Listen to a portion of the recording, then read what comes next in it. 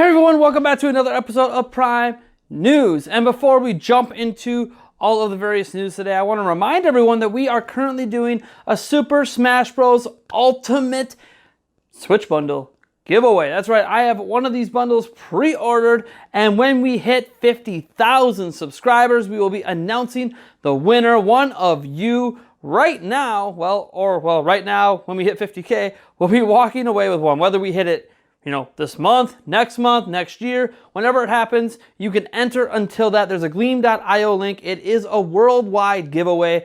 Anyone can enter as long as you fit the restrictions of your own country. Some countries don't allow free giveaways. You have to be the right age. Your country has to be able to accept electronic shipments that will be shipping from the United States. That being said, you fit all that criteria, go down to the description, hit the gleam.io link, make sure you are subscribed, as that is the only requirement. There are additional ways to get extra entries, and I wish all of you luck.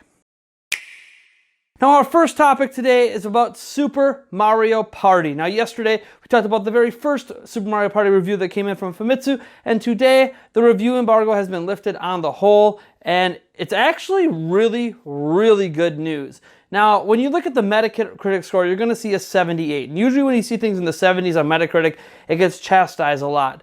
But this is Mario Party, and a 78 is actually the second highest Metacritic score for a Mario Party game of all time. The highest rated Mario Party happened to be Mario Party on the Nintendo 64, which got a 79 Metacritic rating. That means that this is pretty much right on par with maybe one of my favorite games from my childhood. Now, having read some of the reviews and the wide ranges of things, it seems in general that everyone loves the mini games, everyone loves the modes, everyone loves the gameplay.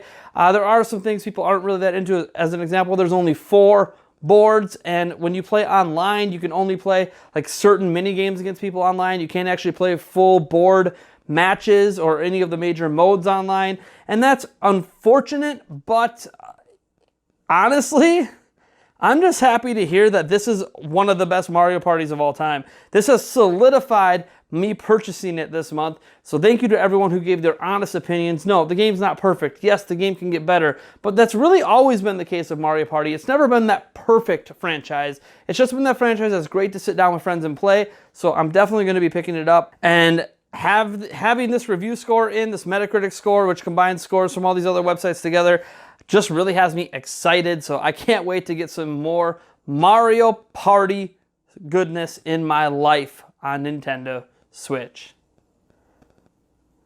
So Solomon's Key, NES Open Golf, and, well, Super Dodgeball are releasing on Nintendo Switch on October 10th. These are the next 3 NES games being added to the Nintendo Switch online service. The NES game portion, which currently is 20 games strong.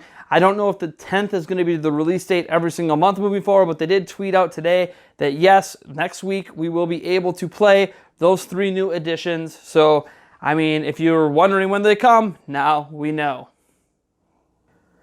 So a new study has come out suggesting that yes, violent video games do, in fact, elicit some form of violent behavior from our youth, in particular the age groups between 9 and 19. Now, I know this is a rabbit hole that's been gone down several times in the past, and most of the data has always been extremely inconclusive at best. Some data even pointing to violent video games helping people who already have violent tendencies, while others, trying to point to erroneous data that maybe suggests that, hey, violent video games do cause violence. Well, this seems to be a rather large study, which is the only reason we're talking about it, and it's been an ongoing study for the past 7 to 8 years. I'm going to just read this directly off Nintendo Life, who did an excellent news article on it, so let's just jump right into it. An international study looking at more than 17,000 adolescents has found that violent video games cause players to become more physically aggressive. The study was published earlier this week in the Proceedings of the National Academy of Sciences, looking into video game players aged 9 to 19 between the years 2010 and 2017. The analysis covers a range of studies from countries such as the United States, Germany, and Japan, with people who had played games of this nature said to be more likely to engage in physical fights at school or hit non-family members. Jay Hall, the leader of the study, said, based on our findings, we feel it is clear that violent video game play is associated with subsequent increases in physical aggression. He says that the effect is relatively small, but statistically reliable. This effect does exist. The topic of violent video games having an obvious impact on a player's real-life actions has been something of a hot topic for a while now, with occasional mumblings within the media or from concerned parents claiming games to be potentially responsible for violent acts or criminal offenses, and those who play games being quick to defend their favorite hobby. USA Today reports that there's not any research suggesting violent video games lead to criminal behavior, although Hull's previous studies have found that players may practice riskier behaviors. Of course, all actions, thoughts, and feelings experienced by a player after playing a video game of any sort are completely individual to the specific player, something which the report acknowledges and hopes will be explored further in the future. While playing violent video games won't have a negative impact on all players, the study aims to highlight the fact that they can have an influence and that more steps need to be taken. We hope these findings will assist the field in moving past the question of whether violent video games increase aggressive behavior and toward questions regarding why, when, and for whom they have such effects. Now, I can already hear you guys across the way through the camera screaming in the comments about this. Honestly, it feels like it's a pretty objective look at this, and it was a long-term study with 17,000 people, which is not a small sample size. So what do I think about this? Well, I do think that violent video games actually do tend to either elicit slightly increased aggression, or they at least show someone who might already be aggressive and maybe bring that side to the forefront. How many times have we heard of rage quitting and stuff like that? And usually that's happening in violent video games.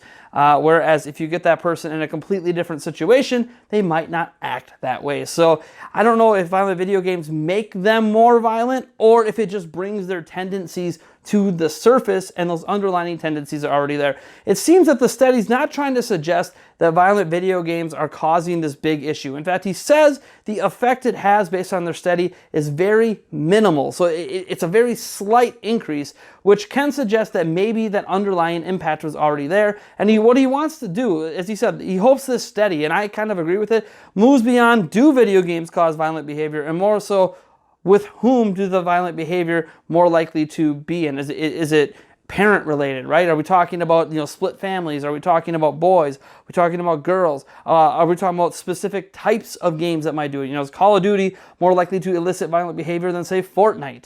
It's a very interesting question, and it's one which we'll probably not have answers for many, many years. This kind of research is never conclusive, but there's a reason I don't let my children play violent video games, including Fortnite. I'm not necessarily thinking that I'm such a terrible parent by not letting them play the violent video games, but it's more so that there's a reason there's age ratings on these things, right? When it says teen or when it says M17 or whatever the case may be, adult only, reality is I'm going to wait till my kids are of age to be enjoying that content.